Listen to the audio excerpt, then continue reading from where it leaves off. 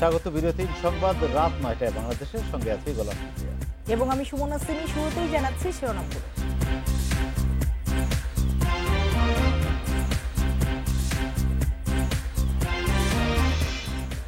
সীমান্ত এলাকায় লকডাউনে দেরি হলে সংক্রমণ বাড়ার শঙ্কা স্বাস্থ্যমন্ত্রী। ঝুঁকি বিবেচনায় মাঠ প্রশাসনকে সিদ্ধান্ত নেওয়ার নির্দেশনা।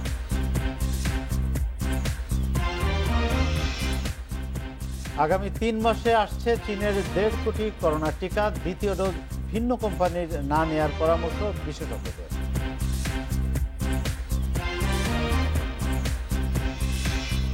জাতীয় পরিচয়পত্র ইসির এখতিয়ারে রাখার পক্ষে বিশেষজ্ঞরা। আলোচনা ছাড়াই স্বরাষ্ট্র মন্ত্রণালয়ের অধীনে নেয়ার বিরোধিতা।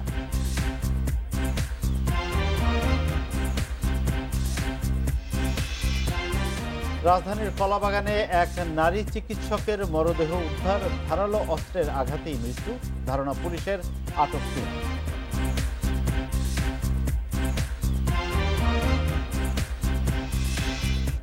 রাজধানীর একাধিক জায়গা থেকে এক ব্যক্তির খণ্ডিত মরদেহ উদ্ধার। পারিবারিক কলহে স্ত্রীর বিরুদ্ধে হত্যার অভিযোগ।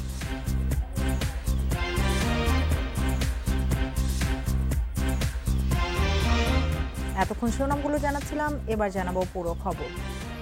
যত তাড়াতাড়ি সম্ভব সীমান্ত এলাকায় লকডাউন দিয়ে দেওয়া উচিত বলে মন্তব্য করেছেন স্বাস্থ্যমন্ত্রী জাহিদ মালেক। মন্ত্রিপরিষদ সচিব জানিয়েছেন, জেলাগুলোকে বলা হয়েছে যদি তারা মনে করে পুরো জেলা না করে সীমান্তবর্তী এলাকা লকডাউন করতে পারবে। করোনা সংক্রমণ নিয়ন্ত্রণে মন্ত্রিসভার বৈঠকে প্রধানমন্ত্রী সবাইকে স্বাস্থ্যবিধি মানার আহ্বান জানিয়েছেন বলেও জানান তিনি। সোমবার সচিবালয়ে প্রধানমন্ত্রী শেখ হাসিনার সভাপতিত্বে বসে মন্ত্রিসভার বৈঠক। গণভবন থেকে ভিডিও কনফারেন্সে বৈঠকে যোগ দেন প্রধানমন্ত্রী শেখ হাসিনা। বৈঠক শেষে সাংবাদিকদের সঙ্গে কথা বলেন স্বাস্থ্যমন্ত্রী জাহিদ মালেক। তিনি জানান, মন্ত্রিসভার বৈঠকে সীমান্ত জেলাগুলোতে করোনার সংক্রমণ ও মৃত্যুর সংখ্যা বেড়ে যাওয়ার বিষয়টি জানানো হয়েছে প্রধানমন্ত্রীকে। স্বাস্থ্যমন্ত্রী বলেন, যেসব সীমান্ত জেলায় করোনার সংক্রমণ ঊর্ধ্বমুখী সেগুলোতে লকডাউন দেওয়ার জন্য মন্ত্রিপরিষদ বিভাগকে পরামর্শ দেওয়া হয়েছে। এতে দেরি করলে সংক্রমণ বাড়ার আশঙ্কা আছে বলেও জানান তিনি। স্বাস্থ্য মন্ত্রণালয় থেকে পরামর্শ থাকবে যে সমস্ত জেলায় এই কোভিডের সংক্রমণ ঊর্ধ্বমুখী অনেক বেশি বেড়ে যাচ্ছে সেগুলোকে লকডাউনে দিয়ে দেওয়া। এটা দেরি করলে পরে তো বাড়ার সম্ভাবনা আছে, সংকট তৈরি হওয়ার সম্ভাবনা তো আছেই।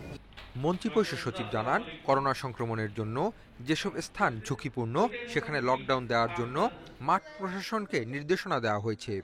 জেলা প্রশাসন, তারপর সিভিল সার্জন, তারপর মেয়র সাহেবরা যারা আছেন বা স্থানীয় এমপি সাহেবরা যারা আছেন ওনাদের উপরে আমরা এমনিও আগেও বলে দিচ্ছি। যেমন চাঁপাইনবাবগঞ্জ, এটা কিন্তু ওইখান থেকে আমাদের কাছে সাজেশন আসছে, তারাই আমাদেরকে সাজেশন দিচ্ছে। আমরা ঠিক আছে, ইফ ইউ থিঙ্ক যে এটা very much necessary, you go for the lockdown, no problem. তো এটা আমরা আরও ডিস্ট্রিক্টগুলোকেও বলে দিছি, যদি মনে করো পুরো ডিস্ট্রিক্ট না করে ওই বর্ডার এলাকাটাকে লকডাউন করতে হবে, সেটাও you can also do this. সীমান্তবর্তী জেলাগুলোতে অক্সিজেন সংকটের বিষয়ে মন্ত্রিপরিষদ সচিব জানান, জেলাগুলোকে দ্রুত অক্সিজেন, আইসিইউ ও হাই ফ্লো অক্সিজেনের ব্যবস্থা করতে এরই মধ্যে স্বাস্থ্য অধিদপ্তরের মহাপরিচালককে নির্দেশনা দেওয়া হয়েছে। Asif Mahmud Shah, independent news, Dhaka. Corona সংক্রমণ পরিস্থিতির কাঙ্ক্ষিত উন্নতি না হওয়ায় চাঁপাইনবাবগঞ্জে সর্বাত্মক লকডাউনের মেয়াদ আরও 1 সপ্তাহ বাড়ানো হয়েছে। দুপুরে করোনা জেলা নিয়ন্ত্রণ কমিটির সভায় এই সিদ্ধান্ত নেওয়া হয় বলে জানিয়েছেন জেলা প্রশাসক মঞ্জুরুল হাফিজ। সংক্রমণের হার বাড়তে থাকায় এর আগে 1 সপ্তাহের লকডাউন দেওয়া হয়, তবে পরিস্থিতির উল্লেখযোগ্য উন্নতি না হওয়ায় আবারও লকডাউন বাড়ানোর সিদ্ধান্ত নেওয়া হয়েছে। এ সময় জরুরি সেবার পাশাপাশি আমবাগান এবং ব্যবসার সঙ্গে সংশ্লিষ্টরা লকডাউনের আওতামুক্ত থাকবে বলে জানান জেলা প্রশাসক। গেল 24 ঘন্টায় শনাক্তের হার 71%। যদিও প্রথম দফার লকডাউনের শেষ দিনে সড়কে মানুষ ও যানবাহনের উপস্থিতি ছিল তুলনামূলক বেশি। এদিকে মংলায় দ্বিতীয় দিন এবং গোপালগঞ্জে পঞ্চম দিনের মতো লকডাউন চলছে। এই লকডাউনের কারণে আক্রান্তের হার বেশ কিছুটা নিম্নমুখী, তবে এখনও আশাব্যঞ্জক নয়। সেটাকে বিবেচনায় নিয়েই আগামী 1 সপ্তাহ অর্থাৎ 31 তারিখ দিবাগত রাত 12টা 1 মিনিট হতে 7 তারিখ দিবাগত রাত 12টা 1 মিনিট পর্যন্ত আমরা আবার পুনরায় লকডাউনের। রাজশাহীতে গেল 24 ঘন্টায় করোনা আক্রান্ত হয়ে আরও 4 জনের মৃত্যু হয়েছে। এ নিয়ে গত দুদিনেই হাসপাতালে মারা গেছেন 16 জন। হাসপাতাল কর্তৃপক্ষ জানিয়েছেন মাত্র একদিনের ব্যবধানে রাজশাহীতে করোনা আক্রান্ত ও উপসর্গ নিয়ে রোগীর সংখ্যাও বেড়েছে। গত 24 ঘন্টায় হাসপাতালে ভর্তি হয়েছেন 37 রোগী। এর মধ্যে রাজশাহীর 19 জন ও চাঁপাইনবাবগঞ্জের 9 জন। করোনা আক্রান্ত ও উপসর্গ নিয়ে হাসপাতালে ভর্তি 205 রোগীর মধ্যে রাজশাহীর 92 জন এবং চাঁপাইনবাবগঞ্জের 87 জন। করোনা রোগী বৃদ্ধি পাওয়ায় নতুন করে 32টি বেড ও 3টি আইসিইউ বেড বাড়ানো হয়েছে। মানে এখন আমাদের রোগীর বেশিরভাগই হচ্ছে রাজশাহীর রোগী। তো এতে একটা মনে হচ্ছে যে রাজশাহীতে একটা ইনফেকশনটা একটু মনে হচ্ছে যেটা বেড়ে যাচ্ছে। সেজন্য আমরা আগেও বলেছি যে রাজশাহীতে একটা প্রিভেনশনের জন্য একটা কোনো পদ্ধতি গ্রহণ করা দরকার। রাস্তাঘাটে যারা বা বাইরে যারা বিভিন্ন জায়গায় বের হচ্ছে তারা যেন কঠোরভাবে যে স্বাস্থ্যবিধি, ফেস মাস্ক, তারপর গ্যাদারিং এইসব না করে, স্বাস্থ্যবিধি যেগুলো আমরা বলছি সেগুলো যদি মেনে চলে তাহলে হয়তো আমরা এটা কন্ট্রোল করতে পারবো। দেশে করোনা শনাক্ত 8 লাখ ছাড়ালো। গত 24 ঘন্টায় মারা গেছেন আরও 36 জন। এ নিয়ে মোট প্রাণহানি হলো 12,619 জনের। 24 ঘন্টায় 18,178টি নমুনা পরীক্ষায় করোনা শনাক্ত হয়েছে 1,710 জনের। পরীক্ষা বিবেচনায় শনাক্তের হার 9.41%। দেশে সোমবার পর্যন্ত 24 ঘন্টায় করোনায় মৃত্যু হয়েছে 36 জনের। একই সময়ে শনাক্ত আরও 1,710 জন। দেশে এ পর্যন্ত মোট করোনা শনাক্ত রোগীর সংখ্যা দাঁড়ালো 8,540,000 জনে। 503টি ল্যাবে 24 ঘন্টায় 18,178 জনের নমুনা পরীক্ষা করা হয়েছে। পরীক্ষা বিবেচনায় রোগী শনাক্তের হার 9.41%। আগের দিন শনাক্তের হার ছিল 10.11%। যদিও মৃত্যু 34 জনের। করোনা শনাক্ত হয় 1,444 জনের। এদিকে ভারত সীমান্তবর্তী 15টি জেলায় দ্রুত বাড়ছে রোগীর সংখ্যা। জনস্বাস্থ্যবিদেরা বলছেন এখনই সতর্ক হয়ে কার্যকর ব্যবস্থা না নেওয়া হলে পরিস্থিতি খারাপ দিকে যাওয়ার আশঙ্কা রয়েছে। সেভাবে কিন্তু সংক্রমণটা ধীরে ধীরে বাড়ছে। আমাদেরকে সীমান্ত যে ব্যবস্থাপনাটা আছে এখানে আরেকটা জিনিস যোগ করতে হবে, যারা পাসপোর্ট দিয়ে ফেরত আসছেন তাদেরকে ব্যবস্থাপনা করা হচ্ছে, তাদেরকে কোয়ারেন্টাইন করা হচ্ছে, যারা শনাক্ত হচ্ছেন তাদেরকে আইসোলেশনে রেখে চিকিৎসা করা হচ্ছে। কিন্তু অনানুষ্ঠানিকভাবে কিন্তু সীমান্ত এলাকায় যাতায়াতের সংখ্যা নেহাত কম নয়। 24 ঘন্টায় করোনা আক্রান্তদের মধ্যে আরও 1,567 জন সুস্থ হয়ে উঠেছেন। এ নিয়ে মোট সুস্থ 7,40,372 জন। রেজওয়ানুল হক, ইন্ডিপেন্ডেন্ট নিউজ, ঢাকা। সংক্রমণ বাড়লেও সে অনুযায়ী বাড়ানো হচ্ছে না করোনা পরীক্ষার সংখ্যা। তবে দেশের 15 জেলায় সংক্রমণ বাড়ার ফলে আবারও করোনা পরীক্ষা বাড়ানোর সিদ্ধান্ত নিয়েছে স্বাস্থ্য বিভাগ। এদিকে সংক্রমণ প্রতিরোধে সীমান্ত এলাকায় নজরদারি বাড়াতে প্রশাসনের প্রতি আহ্বান জানিয়েছেন জনস্বাস্থ্য বিশেষজ্ঞরা। সীমান্তবর্তী জেলাসহ দেশের 15 জেলায় বেড়েছে করোনা সংক্রমণ। জুনের শুরুতে সংক্রমণের হার 10-এর নিচে নেমে এলেও সেটি এখন 13%-এর ওপরে। সংক্রমণ বাড়ার বিষয়টি বিবেচনায় এনে শিগগিরই পরীক্ষা বাড়ানোর উদ্যোগ নেওয়া হয়েছে বলে জানিয়েছে স্বাস্থ্য বিভাগ। তবে এক্ষেত্রে র্যাপিড অ্যান্টিজেন টেস্টকেই অগ্রাধিকার দিচ্ছে অধিদপ্তর।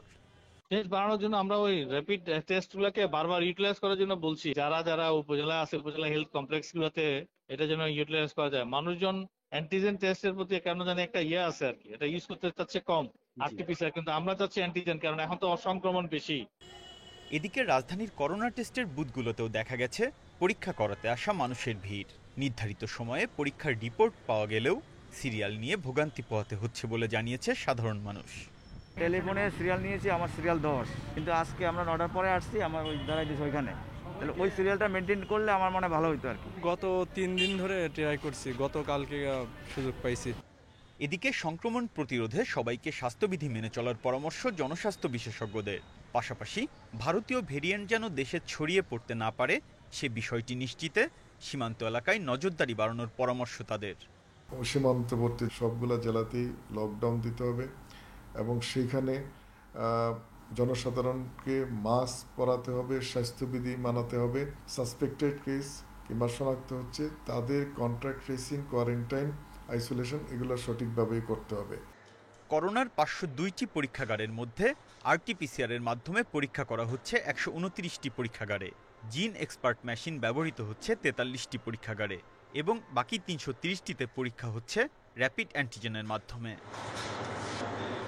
Biprajit Chanda, independent news, Dhaka.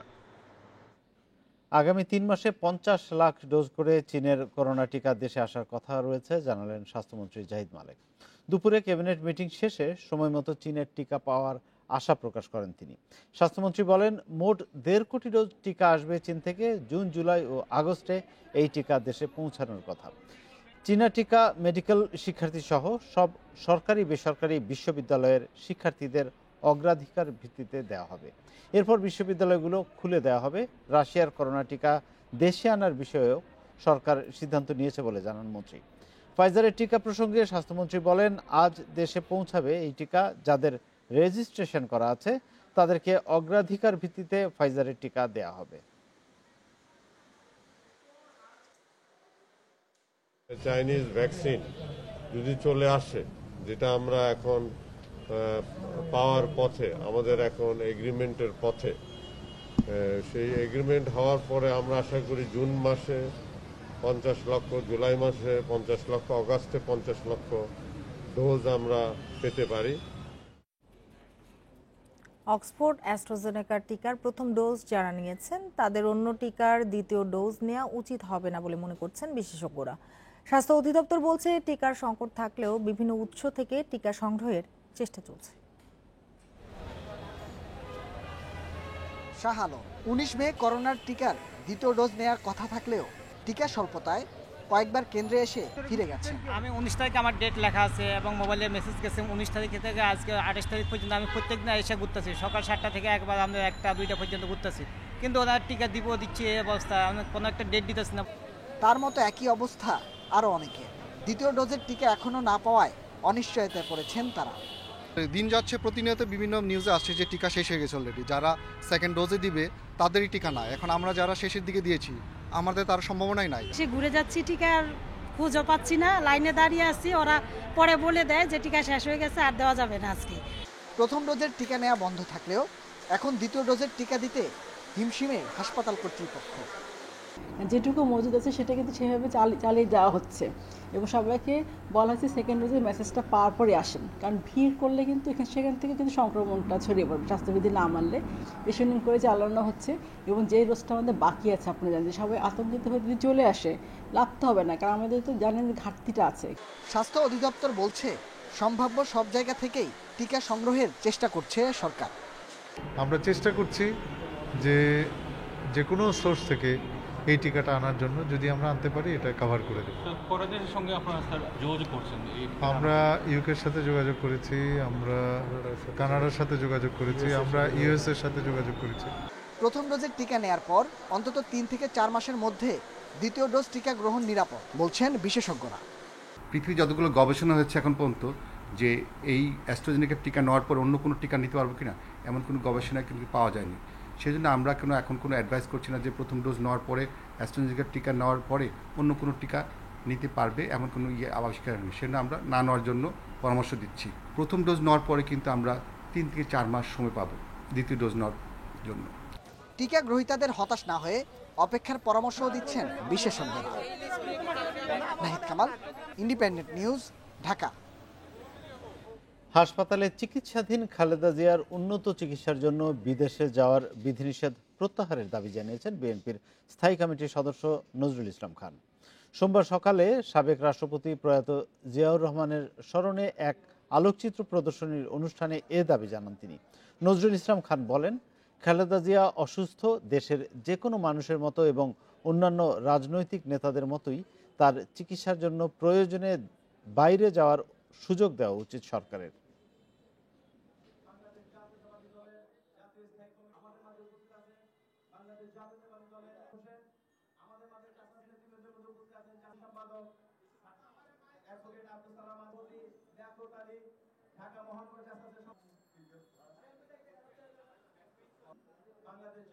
আমরা দাবি করি যে বাংলাদেশের অন্য যে কোনো মানুষের মতো এবং বহু রাজনৈতিক নেতাদের মতোই তিনিও যেন তার প্রয়োজনীয় চিকিৎসার জন্য প্রয়োজনে বাইরে যাওয়ার সুযোগ পান। বিএনপি চেয়ারপারসন বেগম খালেদা জিয়া দেশেই সর্বোচ্চ চিকিৎসা পাচ্ছেন। চিকিৎসার কারণে তিনি সুস্থ হয়ে উঠেছেন। দুপুরে বিশ্ব তামাকমুক্ত দিবস উপলক্ষে এক সংবাদ সম্মেলন শেষে একথা বলেন তথ্যমন্ত্রী হাসান মাহমুদ। পছন্দনীয় ডাক্তারদের মাধ্যমে তিনি চিকিৎসা পাচ্ছেন এবং তিনি সুচিকিৎসা পাওয়ার কারণেই কিন্তু তিনি সুস্থ হয়ে উঠেছেন, সুস্থ হয়ে উঠছেন। তো তিনি সর্বোচ্চ চিকিৎসা সেবা বাংলাদেশে পাচ্ছেন। আর বিএনপির পক্ষ থেকে যে সমস্ত দাবি দেওয়া হচ্ছে, তার আগে আমি বিএনপিকে অনুরোধ জানাবো, বেগম খালেদা জিয়া শাস্তিপ্রাপ্ত আসামি হিসাবে কারাগারেই থাকার কথা ছিল।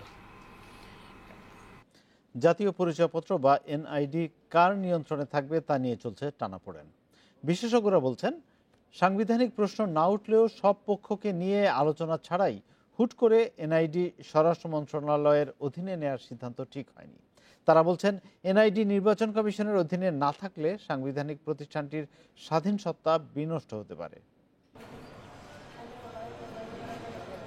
জাতীয় পরিচয়পত্র বা এনআইডির যাবতীয় কার্যক্রম স্বরাষ্ট্র মন্ত্রণালয়ের সুরক্ষা সেবা বিভাগকে হস্তান্তর করতে প্রয়োজনীয় ব্যবস্থা নিতে বলেছে মন্ত্রিপরিষদ বিভাগ। তবে এনআইডির নিয়ন্ত্রণ হাতছাড়া করতে চায় না নির্বাচন কমিশন। বিশেষজ্ঞরা বলছেন, এনআইডি স্বরাষ্ট্র মন্ত্রণালয়ের অধীনে গেলে সাংবিধানিক সংকট তৈরি হবে না, তবে আলোচনা ছাড়াই হুট করে এই সিদ্ধান্তে জনমনে নানা প্রশ্ন দেখা দিতে পারে। সংবিধানে কিন্তু জাতীয় পরিচয়পত্রের কথা বলা না। জাতীয় পরিচয়পত্র একটা আইন হয়েছে, জাতীয় পরিচয়পত্র আইন, ওই আইনের 6 ধারায় বলা আছে যে জাতীয় পরিচয়পত্র নির্বাচন কমিশন প্রণয়ন করবে, সংগঠন করবে, হালনাগাদ করবে। এখানে কোনো সাংবিধানিক প্রশ্ন আসে না। কেন ইলেকশন কমিশনের অফিস দিয়ে তারা কাজ করাবে, ওই ইনফ্রাস্ট্রাকচার দিয়ে কাজ করাবে। তার মানে কি, ওই ইলেকশন কমিশনের একটা পোর্শন স্বরাষ্ট্র মন্ত্রণালয়ের নিচে থাকবে আর বাকিটা ইলেকশন কমিশন বলবে আমি ইন্ডিপেন্ডেন্ট। হয় কখনো হয় না। ভোটার তালিকার সঙ্গে এনআইডি সরাসরি জড়িত, তাই এটি নির্বাচন কমিশনের অধীনে না থাকলে ভোটার তালিকা নিয়ে প্রশ্ন দেখা দিতে পারে।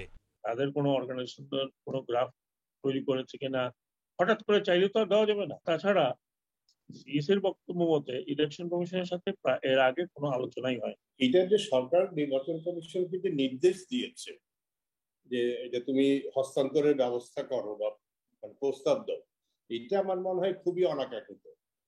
নির্বাচন কমিশন স্বাধীন সাংবিধানিক প্রতিষ্ঠান, তাকে সরকার নির্দেশ দিতে পারে না।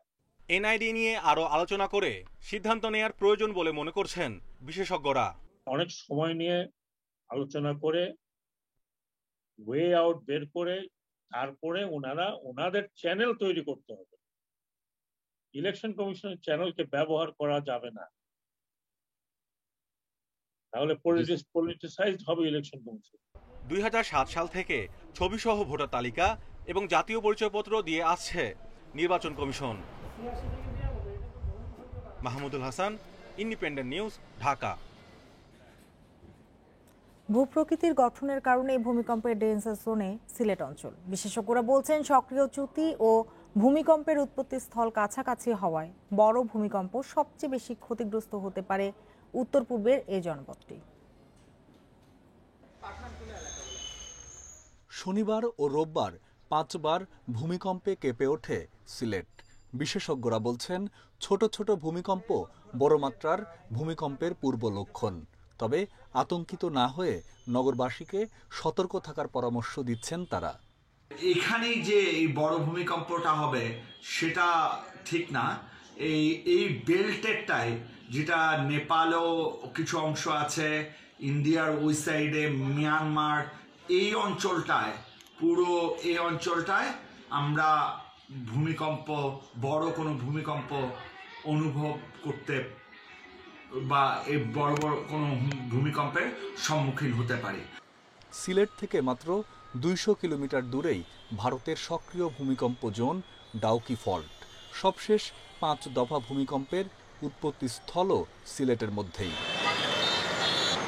এ অবস্থায় উদ্বেগ বাড়িয়েছে সিলেট নগরীতে গড়ে ওঠা অপরিকল্পিত, ঠিকমতো নকশা বাস্তবায়ন না করে নির্মিত উঁচু ভবন। এতে যে কোনো দুর্যোগ মোকাবিলা কঠিন হয়ে পড়বে উদ্ধারকারীদের জন্য। তৈরি করার পর যে সেফটি প্ল্যান বাস্তবায়ন করতে হবে, এইটাতে এই সিলেটে যেসব বিল্ডিংয়ে নেওয়া হয়েছে, এইটাতে আমরা অধিকাংশের মধ্যে অনীহা পেয়েছি। এরই মধ্যে 24টি ঝুঁকিপূর্ণ ভবন চিহ্নিত করেছে সিটি কর্পোরেশন। তালিকায় আছে মার্কেট, দোকানপাট, বাসাবাড়ি ও পুরাতন সরকারি দপ্তরও। 4-5টা বিল্ডিং আমরা ভেঙে ফেলছি, 3-4টা বিল্ডিং তাদের অ্যাক্টিভিটি এর মাধ্যমে এগুলো স্ট্রেংথেনিং করা হয়েছে। তবে আর যেগুলো বাকি এখনও রয়েছে সেগুলো আমাদের ইঞ্জিনিয়ার মাধ্যমে তারা আমাদেরকে সার্টিফিকেট দিচ্ছে যে সেগুলো সমস্যা নেই। দুর্যোগ মোকাবিলার পূর্ব শর্ত হিসেবে একটি হটলাইন সেবা চালু করেছে সিলেট সিটি কর্পোরেশন। পাশাপাশি আগামী 7 দিনের জন্য সব জরুরি সেবা সংস্থা ও সহযোগী সব দুর্যোগ ব্যবস্থাপনা কর্তৃপক্ষকে সতর্ক থাকার নির্দেশ দেওয়া হয়েছে। Independent news desk.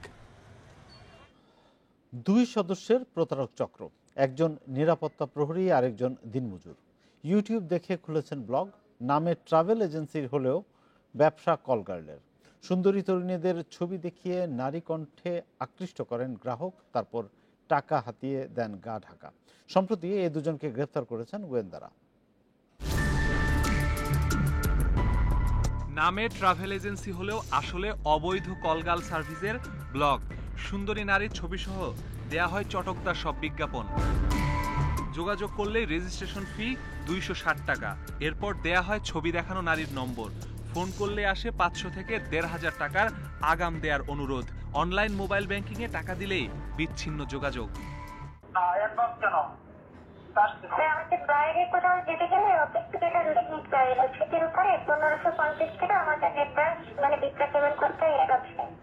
বিষয়টি গুলশান বিভাগের গোয়েন্দাদের নজরে এলে মিরপুরে অভিযান চালিয়ে আমিন নামে এক নিরাপত্তা প্রহরী ও যশোর থেকে গ্রেপ্তার করা হয় দিনমজুর শহীদকে। গ্রেপ্তারের পর আমির জানিয়েছে, বছরখানেক আগে এমন একটি সাইটের খোঁজ পায় সে। পরে ইউটিউব দেখে নিজেই ফাঁদেন ব্যবসা। আমি যে ওয়েবসাইটটা তৈরি করছি এই জন্য আমি সার্ভিস চার্জ নিতাম কাস্টমারের কাছ থেকে। প্রতি কাস্টমার প্রতি 260 টাকা সার্ভিস চার্জ নিয়ে নাম্বারটা ওদের কাছে দিয়ে দিতাম। কেউ যোগাযোগ করলে প্রথমে দেয়া হতো শহীদের ফোন নম্বর। শহীদ দিনমজুর হলেও ফেসবুকে নানা নারীর নামে ফেক আইডি খুলে ফোনে সফটওয়্যারের মাধ্যমে নারী কণ্ঠে কথা বলতে পারদর্শী। এভাবেই তার পরিচয় আমিরের সঙ্গে। পরে যুক্ত হন আমিরের ভুয়া কলগাল সার্ভিসে। আমি মেয়ে সেজে আমার যে ফোন আছে বাটন ফোনে ভয়েস পাল্টানো যায়, সেই ফোনটা দিয়ে ভয়েস চেঞ্জ করে আমি কথা বলতাম কাস্টমারদের সাথে। আর ক্লায়েন্টদের পাঠানো টাকা তোলা হতো মোহাম্মদপুরের একটি বিকাশ এজেন্টের দোকান থেকে। বলছিলাম যে 200-500 টাকা এইভাবে আসে, তা আমি তো বুঝতাম না যে ও যে খারাপ কাজে লোক আছে কিনা না আছে সেগুলো আমি জানতাম না। গোয়েন্দারা বলছেন এরা পেশাদার প্রতারক চক্র। শুধু টাকা নয়, প্রলোভন দেখিয়ে ডেকে নিয়ে বড় ক্ষতি করতে পারে। তাই এসব থেকে দূরে থাকার আহ্বান তাদের। এরা আসলে একেবারেই প্রতারক শ্রেণীর লোক। এরা কোনো ব্রোথেল চালায় না। এই চটকদার বিজ্ঞাপন দিয়ে মানসিকভাবে দেউলিয়া, নৈতিকভাবে দেউলিয়া বিভিন্ন শ্রেণীর পেশার মানুষের কাছ থেকে বিপুল পরিমাণের টাকা পয়সা হাতিয়ে নিতে যাচ্ছিল। এই চক্রে আরও কেউ জড়িত কিনা খতিয়ে দেখছে ডিবি। সন্ধান পেলে আইনের আওতায় আনা হবে তাদেরও। Masudur Rahman, independent news, Dhaka. বাজারে আধিপত্য বিস্তার নিয়ে দুপক্ষের সংঘর্ষে 2জন নিহত হয়েছেন, গুলিবিদ্ধ হয়েছেন আরও একজন। সোমবার সন্ধ্যায় শহরের রুমালিয়ার ছড়ার শিকদার বাজার এলাকায় এ ঘটনা ঘটে। পুলিশ জানায় এলাকায় আধিপত্য বিস্তার নিয়ে স্থানীয় আশু আলী ও তারেক গ্রুপের মধ্যে বিরোধ চলছিল। এ নিয়ে উভয় পক্ষের মধ্যে সংঘর্ষ বাধলে 3 জন গুলিবিদ্ধ হয়। এতে ঘটনাস্থলে রায়হান ও হাসপাতালে নেয়ার পর মারা যায় শাহেদ।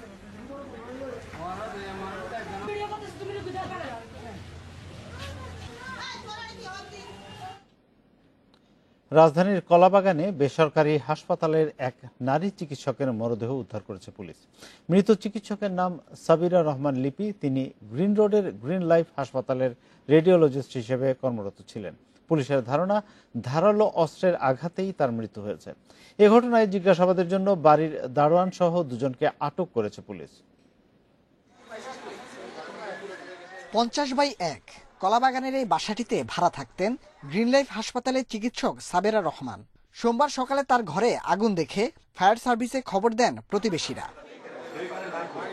প্রত্যক্ষদর্শীরা জানান, সাবেরার ঘরে ধোঁয়া দেখে ফ্ল্যাটটির সাবলেট বাসিন্দা কানিজ সুবর্ণা তার চাবি দিয়ে প্রধান ফটক খুলেন। এরপর পুলিশ এসে রুমের তালা ভেঙে ধোঁয়ায় আচ্ছন্ন রুমের ভেতরে বিছানার উপরে ওপর হয়ে পড়ে থাকতে দেখেন সাবেরাকে। এ সময় পুলিশ তার শরীরে পেছনের দিকে ধারালো অস্ত্রের ক্ষত দেখতে পান। যখন ভাড়া নেয় তখন ওর পরিচিতি দিয়েছে, উনি ডাক্তার, রেডিওলজি ডাক্তার, এই যে গ্রিন লাইফ হাসপাতালে 2জন স্টুডেন্টকে সাবলেট দিয়েছে, যেটা আজকে ছিল। এবং ওই সাবলেটের একজনই এসে মানে ওই মেইন গেটটা খুলেছে আর কি। স্বজনদের অভিযোগ, সাবেরাকে হত্যার পর ঘটনা ধামাচাপা দিতে আগুন লাগানো হয়েছে। ও কখনো কোনো দুর্বলতার কথা কখনো আমার কাছে প্রকাশ করে নাই, কোনো ভয়ভীতির কথা প্রকাশ করে নাই। আগুন দিয়ে এটা সাজাইয়া রাখছে যে আগুনে জ্বলে পড়ে মরছে, কিন্তু আসলে নয়। ওর ঘাড়ে দাগ, কোপ, ঘাড়ে কোপ, পিছনে কোপ, এটা সম্পূর্ণ পরিকল্পিত হত্যাকাণ্ড। ঘটনা তদন্তে সাবলেটের বাসিন্দা প্রাইভেট বিশ্ববিদ্যালয় শিক্ষার্থী কানিজ সুবর্ণা, তার এক ছেলে বন্ধু ও বাড়ির কেয়ারটেকারকে জিজ্ঞাসাবাদের জন্য আটক করেছে কলাবাগান থানা পুলিশ। পোস্টমর্টেম রিপোর্টের জন্য আমরা অপেক্ষা করব। আর আমাদের ঊর্ধ্বতন কর্মকর্তা বিন্দু অলরেডি পিও ভিজিট করেছেন এবং এটা তদন্তাধীন অবস্থায় আছে এবং শীঘ্রই আপনারা এটার খুব আপডেট পাবেন। এই বাসায় একজন সাবলেট থাকতো, একজন মহিলা এবং বাসার দারোয়ান এবং তার সাথে একজন বন্ধু ছিল, সেই বন্ধু সহ 3 জনকে আমরা জিজ্ঞাসাবাদের জন্য নিয়ে গেছি। সাবেরার প্রথম স্বামী মারা যাবার পর বিয়ে করেন একটি সরকারি ব্যাংকের সাবেক কর্মকর্তাকে। সেই ঘরে তার একটি মেয়ে রয়েছে, তবে তারা আলাদা থাকেন বলে জানিয়েছে তার পরিবার। Nahid Kamal, independent news, Dhaka.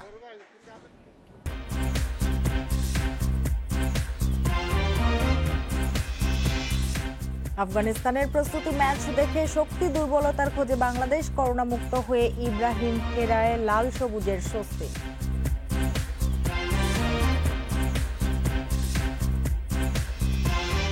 বাংলাদেশে আবারও ফিরতে পারেন সাবেক গুরু জেমি সিডন্স, এবার অন্য ভূমিকায় ব্যাটিং কোচ হিসেবে। সাকিব তাইজুলরাও দ্রুত পেতে যাচ্ছেন স্পিন বোলিং কোচ। পছন্দের তালিকায় লঙ্কান লেজেন্ড রঙ্গনা হেরাত। কোচ নিয়োগে এবার ক্রিকেটারদের মতামতকে গুরুত্ব দিচ্ছে বিসিবি। হাই প্রোফাইল ভিক্টোরিকে নিয়ে এসে খুব একটা লাভ হয়নি। তার সাথে সম্পর্কের ইতি টানার পর নতুন করে কোচ খুঁজছে বিসিবি।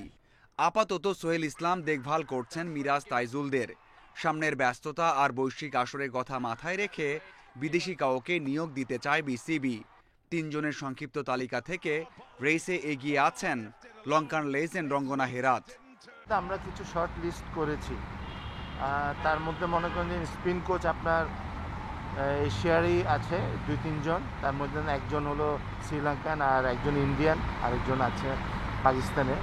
তো আমরা চেষ্টা করছি কথা বলতে এবং হয়তোবা আমরা কয়েকদিনের মধ্যে এটার একটা কোচ আমরা নিয়ে নিব। ব্যাটিং পরামর্শক নেইল ম্যাকেঞ্জির বিদায়ের পর জন লুইস খণ্ডকালীন দায়িত্বে এসেছেন। গেল 2 সিরিজে তার পারফরম্যান্স হতাশাজনক। ব্যাটিং কোচের তালিকায় আছেন জেমি সিডন্স। সিনিয়রদের মধ্যে অনেকেই চান ফিরে আসুক টাইগার ক্রিকেটের অন্যতম সফল এই কোচ। 2007 থেকে 2011 পর্যন্ত বাংলাদেশের দায়িত্বে ছিলেন সিডন্স। ব্যাটিং কোচ এখনও জন লুইস আছে, ওর ব্যাপারটাও কিন্তু অনেকে ইন্টারেস্ট দেখাচ্ছে, আবার অনেকে দেখাচ্ছে না। তো সেটা একটা প্রথমে ওর সিদ্ধান্তটা আমরা নিব, ওকে কি আমরা রাখবো কি না। যদি ওকে না রাখি তাহলে আমাদের 2-3 জন শর্ট লিস্টেড আছে এবং এর মধ্যে একজন আছেন যিনি আগেও বাংলাদেশের সাথে কাজ করেছেন। জুনের শেষ দিকে জিম্বাবুয়ে সফরে যাবে বাংলাদেশ। সেখানে কোচিং স্টাফে আরও 2 জন বিদেশি যোগ হবেন নিশ্চিতভাবেই। তবে দীর্ঘমেয়াদী নয়, খণ্ডকালীন দায়িত্ব দিয়ে পারফরম্যান্সের উপর মেয়াদ বাড়াবে বিসিবি। মাঝারুল ইসলাম, ইন্ডিপেন্ডেন্ট নিউজ। জয় দিয়ে ঢাকা প্রিমিয়ার লিগ টি20 শুরু করেছে ফেভারিটরা। মিরপুরে মুশফিক ঝলকে জিতেছে আবাহনী আর মোহামেডানের জয়ের নায়ক সাকিব। প্রাইম ব্যাংক এবং শেখ জামালও দাপট দেখিয়েছে। একই দিনে ম্যাচ সেরা হয়েছেন মুশফিক, সাকিব ও তামিম। বৃষ্টি বাগড়ায় বিকেএসপিতে পরিত্যক্ত হয়েছে 2 ম্যাচ। তারকা ভরা আবাহনীকে চ্যালেঞ্জ জানাতে পারেনি পার্টেক্স। 65 রানের ইনিংস খেলে মান বাঁচান তাসামুল। তবে স্কোরবোর্ড টি20 সাথে বেমানান। 5 উইকেটে 120 করে পার্টেক্স। বোলিংয়ে প্রতিপক্ষের রান আটকে রাখেন তাইজুল ও মেহেদি রানা। বৃষ্টি আইনে আবাহনীর লক্ষ্য 10 ওভারে 70। একাদশে জায়গা পাননি লিটন। জাতীয় দলের মতো ঘরোয়া ক্রিকেটেও অধারাবাহিক নাইম ও শান্ত। তবে ইনফর্ম মুশফিক 38 রানের ইনিংস খেলে সহজ জয়ে নেতৃত্ব দেন। বিকেএসপিতে দুপুরে 2 ম্যাচ মাঠে গড়িয়েছে। শাহিনপুকুরকে 125-এ থামান সাকিব ও ইয়াসিন আরাফাত। দুজনেই নেন 2টি করে উইকেট। সহজ ম্যাচ কঠিন করে জিতেছে মোহামেডান। পারভেজ ইমন 39 ও ম্যাচ সেরা সাকিব 29 করেন। শেষ বলে 6 মেরে ম্যাচ জেতান আবু হায়দার। বৃষ্টি আর ভেজা মাঠে প্রাইম ব্যাংক ও গাজী গ্রুপের ম্যাচ দাঁড়ায় 12 ওভারে। আগে ব্যাট করে 91 তোলে গাজী, মাত্র 5 রান করেন মাহমুদুল্লাহ, 2 উইকেট নেন মুস্তাফিজ। তামিমের ঝোড়ো ব্যাটিংয়ে পাত্তা পায়নি মাহমুদুল্লাহর দল। 22 বলে 46 রানের ইনিংস খেলেন ওডিআই অধিনায়ক। Saiful Majumdar, independent news. প্রস্তুতি ঘাটতির আক্ষেপ ভুলে কাতার মিশনে ভালো করতে মুখিয়ে জাতীয় ফুটবল দল। আফগানিস্তানের প্রস্তুতি ম্যাচের ফুটেজ দেখে চলছে শক্তি দুর্বলতা খোঁজার চেষ্টা। ম্যাচ বাই ম্যাচের পরিকল্পনায় আপাতত আফগানদের নিয়ে ছক কষছে কোচিং স্টাফ। এদিকে করোনা মুক্ত হয়ে মিডফিল্ডার ইব্রাহিম ফেরায় স্বস্তিতে লাল সবুজরা। টানা 2 দিনের অনুশীলনের পর রিকভারি সেশন, হোটেলে সুইমিং ও জিম করেই দিন পার করছে বেঙ্গল টাইগার্স। বাকি সময় প্রতিপক্ষ নিয়ে হয়েছে হোমওয়ার্ক। প্রতিপক্ষরা শক্তিতে এগিয়ে, প্রস্তুতি ম্যাচ খেলে তারা বাড়িয়ে নিয়েছে আত্মবিশ্বাস। আর ওদের খেলার ফুটেজ দেখেই ছক তৈরি করতে হচ্ছে বাংলাদেশকে। তারপরও লড়াইয়ের সাহস রাখছে লাল সবুজ। ওরা ফ্রেন্ডলি ম্যাচ খেলেছে, সো ওই ম্যাচ দেখে আমরা ওদের উইক পয়েন্ট আর স্ট্রং পয়েন্ট এগুলো আমরা বের করার চেষ্টা করেছি। আশা করি আমরা আফগানিস্তান ম্যাচে আমরা একটা ভালো একটা ম্যাচ খেলে আমরা একটা পজিটিভ রেজাল্ট নিয়ে আসতে পারবো। স্বস্তির খবর, কোভিড নেগেটিভ হয়ে কাতার দলের সাথে যোগ দিচ্ছেন ইব্রাহিম। তাকে নিয়ে মিডফিল্ডে শক্তি বাড়বে নিঃসন্দেহে। আপাতত ম্যাচ বাই ম্যাচ ভাবছে বেঙ্গল টাইগার্স। এটা হলো সবচেয়ে বড় একটা স্ট্রেস, তো এই জায়গায় আমরা ম্যাচ টু বাই ম্যাচ খেলার চেষ্টা করব। ইব্রাহিম আজকে আমাদের সাথে জয়েন করবে, তো এটা হলো আমাদের টিমের জন্য একটা ভালো মোটিভেট। কাতারের দ্বিতীয় দফায় করোনা নেগেটিভ হয়েছেন সবাই। আফগানদের সাথে লড়াইয়ের আগে আরও 2 দিন অনুশীলনের সুযোগ পাবে বাংলাদেশ দল। Shamim Ahmed, independent news. Colombia Argentina থেকে সরে কোপা আমেরিকা হবে ব্রাজিলে। 2 দেশের পরিস্থিতি বিবেচনায় টুর্নামেন্টের নতুন আয়োজক খুঁজে নিয়েছেন লাতিন আমেরিকার ফুটবল কনফেডারেশন। করোনা পরিস্থিতি অবনতির কারণে টুর্নামেন্ট আয়োজনে অপারগতার বিষয়টি রোববার রাতে জানিয়ে দেয় আর্জেন্টিনা। অন্যদিকে দেশের রাজনৈতিক অস্থিরতায় আগে থেকেই পিছিয়ে গিয়েছিল কলম্বিয়া। সব মিলে এবছরে লাতিন শ্রেষ্ঠত্বের আসর নিয়ে তৈরি হয় অনিশ্চয়তা। তবে দ্রুতই নতুন আয়োজক খুঁজে নিয়েছে কনমেবল। যদিও ব্রাজিলের কোন কোন ভেন্যুতে খেলা হবে সেটা এখনও চূড়ান্ত হয়নি। কোপা আমেরিকা শুরু হবে 13 জুন থেকে।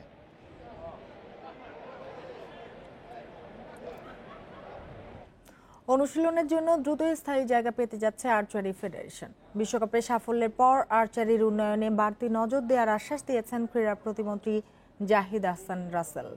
এদিকে হকির সমস্যার সমাধান করে প্রিমিয়ার লিগ মাঠে গড়ানোর বিষয়ে মন্ত্রণালয়ের পক্ষ থেকে পদক্ষেপ নেওয়া হবে জানিয়েছেন তিনি। সুইজারল্যান্ডে রোমানদিয়ার ইতিহাস দেশের আর্চারির স্বর্ণালী ভবিষ্যতের ইঙ্গিত স্পষ্ট করেছে। ক্রিকেটের পাশাপাশি আর্চারিও দেশের ক্রীড়াঙ্গনকে সমৃদ্ধ করছে। অথচ মাস 4 আগেও আর্চারদের অনুশীলনের জায়গা নিয়ে বিপাকে পড়তে হয়। টঙ্গীর শহীদ আহসানুল্লাহ মাস্টার স্টেডিয়ামে প্রিমিয়ার লিগ ফুটবল আয়োজন করে বাফুফে জানিয়েছিল অসন্তোষ। বিশ্বকাপের সাফল্যে এখন আর্চারদের নিয়ে নতুন করে ভাবছে ক্রীড়া মন্ত্রণালয়। মাননীয় প্রধানমন্ত্রী এই ধরনের ইচ্ছা রয়েছে, তো সেটি কিভাবে আমরা পূরণ করতে পারি। যেহেতু উনি বলেছেন যে একটি নিরাপত্তা জায়গা, সেটি ন্যাশনাল পার্কের দিকে হতে পারে বা আশুলিয়া যেই জায়গায় হতে পারে, সেটি আমরা যৌথভাবে দেখতে পারি। আর্চারি যেমন এগিয়েছে ততই যেন পিছিয়েছে দেশের হকি। ফেডারেশন ক্লাব সমন্বয়হীনতায় 2.5 বছরে বেশি সময় ধরে নেই প্রিমিয়ার লিগ। অনিশ্চয়তায় খেলা ছেড়েছেন অনেকেই। সংকট সমাধানে দ্রুত উদ্যোগ নেওয়ার আশ্বাস ক্রীড়া প্রতিমন্ত্রীর। দীর্ঘদিন ধরে এই সমস্যাটি হচ্ছে, তা আমি অবশ্যই এই বিষয়টি খতিয়ে দেখব এবং তাদেরকে বলবো যেন খুব শীঘ্র এটি সমাধান করেন। করোনার মধ্যে এমনি ক্ষতিগ্রস্ত হয়েছেন, তারপর যদি খেলাগুলো না হয় তাহলে কিন্তু আরও বেশি সমস্যায় পড়বেন। করোনাকালে সারা দেশের বিভিন্ন খেলোয়াড়দের আর্থিক সহায়তা অব্যাহত থাকবে জানিয়েছেন ক্রীড়া প্রতিমন্ত্রী। প্রধানমন্ত্রী কিন্তু আমাদেরকে বারবার এই বিষয়টিকে। Abidur Rahman, independent news, Dhaka. আর এই ছিল খেলার খবরে। এবার অন্যান্য প্রসঙ্গ।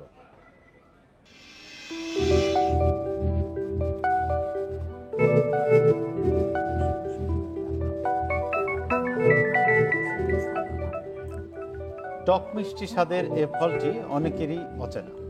পার্বত্য অঞ্চলে যা খুবই জনপ্রিয়, পাহাড়িরা বুনো এ ফলটির নাম দিয়েছেন রস্পো। সিঁদুরের লাল রঙের ফলটি আরও নানা নামে পরিচিত। একসময় কদর না থাকলেও বর্তমানে একটি লতা থেকে বছরে 20,000 থেকে 1 লাখ টাকার ফল পাওয়া যায়। লাভজনক হয় এর চাষ বাড়ানোর কথা ভাবছে কৃষি বিভাগ।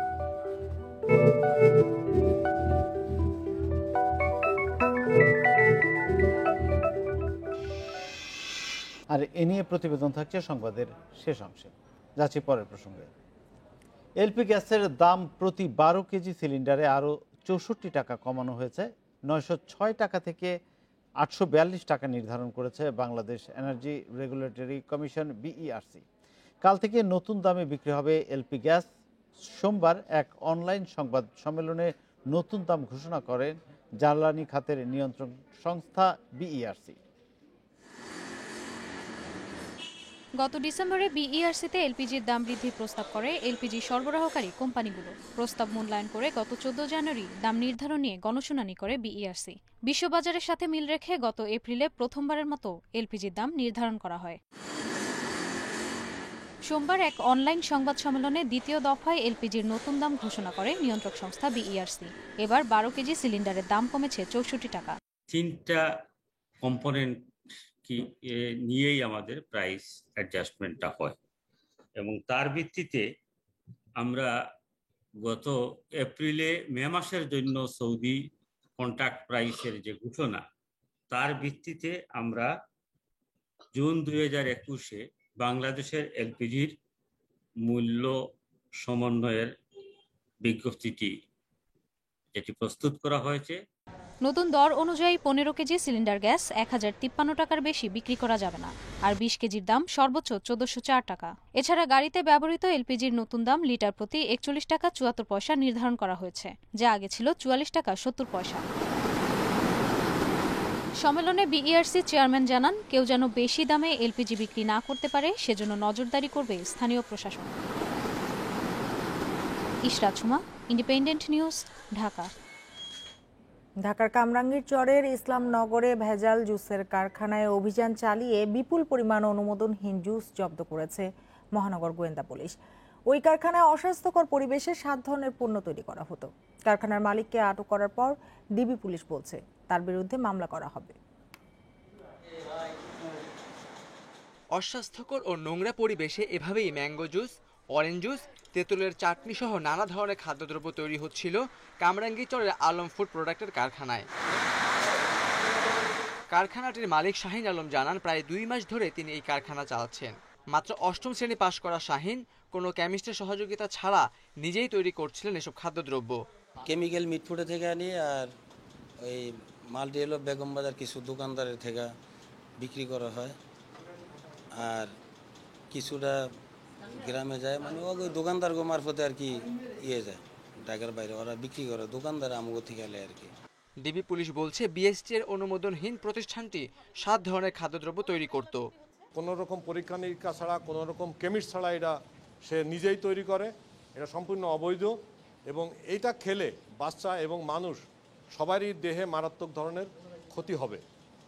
সে এটা দীর্ঘদিন ধরে এই খাদ্য উপাদান তৈরি করে যাচ্ছে, ভেজাল খাদ্য, যেটা আমরা সন্ধান পেয়ে আমরা গোয়েন্দা তথ্য কাজে লাগিয়ে আমরা আজকে সকালে এখানে অভিযান পরিচালনা করি। প্রতিষ্ঠানটি কোথায় কোথায় এসব পণ্য বিক্রি করত তাদের খুঁজতেও অভিযান চলছে বলে জানিয়েছে DB. Khaled Raihan, independent news, Dhaka. সৌদি আরব যেতে হোটেল বুকিং নিয়ে জটিলতা চরমে পৌঁছেছে। আজও সকাল থেকে কারওয়ান বাজারে সৌদি এয়ারলাইন্সের কার্যালয়ের সামনে ভিড় করেছেন প্রবাসীরা। তাদের অভিযোগ, সংশ্লিষ্ট কর্তৃপক্ষের কাছ থেকে প্রকৃত তথ্য না পাওয়ায় এ অবস্থার সৃষ্টি হয়েছে। সৌদি আরব ফিরে যেতে চরম অনিশ্চয়তায় দিন পার করছেন প্রবাসীরা। সঠিক তথ্যের জন্য রাজধানীর সৌদি এয়ারলাইন্স কার্যালয়ের সামনে দিনের পর দিন লাইনে দাঁড়িয়ে থাকছেন তারা। টিকিট, ভিসা ও করোনা টেস্ট করার পরও হোটেল বুকিং নিয়ে সুনির্দিষ্ট তথ্য না থাকায় আদৌ সৌদি যেতে পারবেন কিনা তা নিয়ে দেখা দিয়েছে সংশয়। এই অবস্থায় প্রতিদিনই যাত্রা বাতিল হচ্ছে অনেক প্রবাসীর। তারা বলছেন, নির্ধারিত সময়ের মধ্যে যেতে না পারলে ফুরিয়ে যাবে ভিসার মেয়াদ। এখন পর্যন্ত আমরা কোনো রকম কিছু পাইতেছি না যে আসলে আমরা কি সৌদি আরব যাইতে পারবো কি না। আমরা এখানে হোটেল বুকিং করার জন্য আসছি, কিন্তু আমাদেরকে এর কোনো কিছুই করা হইতেছে না। রাতের ফ্লাইটধারীদের মধ্যে দেখা যাচ্ছে সবচেয়ে বেশি শঙ্কা। ফ্লাইট মিস হলে টাকা ফেরত পাবেন কিনা তা নিয়েও রয়েছে নানা প্রশ্ন। আমরা বললাম যে আমাদের ফ্লাইট আজকে, এখন কি করব? বলতেছে আপনারা কারণ বাজার চলে যান, ওইখানে যাইয়া টিকিটটা রিইস্যু করেন। রিইস্যুর জন্য কোনো টাকা লাগবে না, হোটেল বুকিং এর জন্য টাকা লাগবে। আমাদের রাত 12:40 ফ্লাইট, আমাদের হোম কোয়ারেন্টাইনের জন্য হোটেল যে ভাড়া করব, কে আমাদের এখন বলবে যে আমরা কোথায় যাব, কিভাবে করব? কোথায় গেলে আমরা সৌদি আরব যাইতে পারবো, সেই বিষয়টা আমরা সমাধান চাচ্ছি। প্রবাসীরা জানান, ছুটিতে দেশে থাকায় ফুরিয়ে গেছে হাতে থাকা সব অর্থ। স্বজনদের কাছ থেকে ধার দেনা করে ঢাকায় পৌঁছালেও অনিশ্চিত হয়ে পড়েছে যাত্রা। একবার হয় কোয়ারেন্টিনের কাগজ লাগবে, একবার হয় সৌদি এয়ারলাইন্সের কাগজ লাগবে, একবার হয় এটা লাগবে, একবার হয় আমরা কি টাকা আছি কতবার আসা যাওয়ার, আমাদের টাকাগুলো কে দিতেছে? আমরা তো আখেরি আসিয়া আমরা 4 মাস 6 মাস ছুটি কাটে যাওয়ার সময় প্রবাসীর কাছে 1 টাকা টাকা নিয়ে যাবে। এদিকে বিদেশগামী কর্মীদের ভোগান্তি কমাতে বিমান ভাড়ায় কিছুটা ছাড় দেওয়ার বিষয়ে চিন্তাভাবনা করছে সরকার। এই বিষয়টি কবে বাস্তবায়িত হবে তা নিশ্চিত নয়। একই সঙ্গে সৌদি প্রবাসীদের হোটেল কোয়ারেন্টিনের খরচ কমাতে সরকার জনপ্রতি 25,000 টাকা ভর্তুকি দেওয়ারও ঘোষণা দিয়েছে। নুরে জান্নাত, ইন্ডিপেন্ডেন্ট নিউজ। নিবন্ধনধারী রিটকারী 2500 জনকে 4 সপ্তাহের মধ্যে বিভিন্ন বেসরকারি শিক্ষা প্রতিষ্ঠানে নিয়োগের সুপারিশ করতে এনটিআরসিএ-কে নির্দেশ দিয়েছে হাইকোর্ট। বিচারপতি মামুনুর রহমান ও বিচারপতি খন্দকার দিলেরুজ্জামানের বেঞ্চ এই আদেশ দেন। রিটকারীদের করা আদালত অবমাননার আবেদনের শুনানি নিয়ে এই আদেশ দেন হাইকোর্ট। একই সঙ্গে 54,000 নিবন্ধনধারীকে নিয়োগের বিজ্ঞপ্তি দিয়ে গণবিজ্ঞপ্তি স্থগিত করে দেয়া আগের আদেশ প্রত্যাহার করেছেন আদালত। এর আগে গত 6 মে এনটিআরসিএ-এর 1 থেকে 12তম নিবন্ধনধারীদের মধ্যে রিটকারীদের এমপিওভুক্ত বেসরকারি শিক্ষা প্রতিষ্ঠানে 7 দিনের মধ্যে নিয়োগের সুপারিশ করতে নির্দেশ দেন হাইকোর্ট। ওই আদেশ অমান্য করলে আদালত অবমাননার আবেদন করে রিটকারীরা।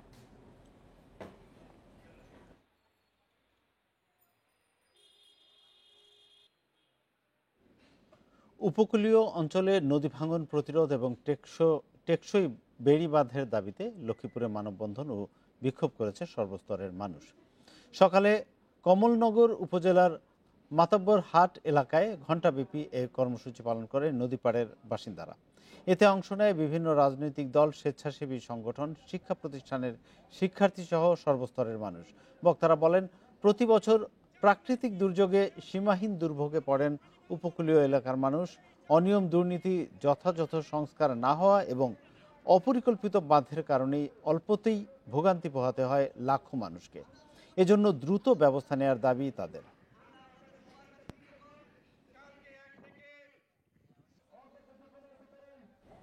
পাহাড়ের বুনো ফল রসকো, সিঁদুরে লাল রঙের ফলটি আরও নানা নামে পরিচিত স্থানীয়ভাবে, তবে দেশের অন্যান্য এলাকায় এখনও অপরিচিত। আঙ্গুরের মতো দেখতে ফলটির চাষ দিন দিন লাভজনক হয়ে উঠছে রাঙামাটিতে। এ ফল নিয়ে গবেষণা করে চাষ বাড়ানোর কথা ভাবছে কৃষি বিভাগ। পার্বত্য চট্টগ্রামে বড় বড় গাছ বেয়ে ওঠা লতা চোখে পড়ে হরহামেশাই। গাছের কোনো ক্ষতি না করেই বছরের পর বছর বেঁচে থাকে লতাটি। এর গায়ে যখন ফল পাকতে শুরু করে তখন পুরো গাছ রঙিন হয়ে ওঠে। দেখতে আঙুরের মতো, তবে আকারে বড় ফলটি রসকো নামে পরিচিত পাহাড়ের মানুষের কাছে। একসময় এই ফলের কদর না থাকলেও বর্তমানে আগ্রহ বেড়েছে মানুষের। সামান্য টক মিষ্টি স্বাদের এই ফলটির স্থানীয়ভাবে চাহিদা বেশ। একটি রসকো লতা থেকে বছরে আয় করা যায় 20,000 থেকে 1 লাখ টাকা। প্রথমবারে অল্প কিছু পাওয়া যায়, এরপরে 30,000-এর উপরে বিক্রি হয়। রসকলতায় ফুল আসে নভেম্বর থেকে ডিসেম্বর মাসে। ফুল থেকে ফলে পরিণত হয় এপ্রিল থেকে মে মাসে। এ ফল নিয়ে এখনো তেমন কোনো গবেষণা হয়নি, তবে পুষ্টিগুণে ভরপুর বলে ধারণা করা হয়। যেহেতু এটার বাজার ভ্যালু আছে, তবে আমাদেরকে চিন্তা করতে হবে এটার গবেষণার দরকার আছে।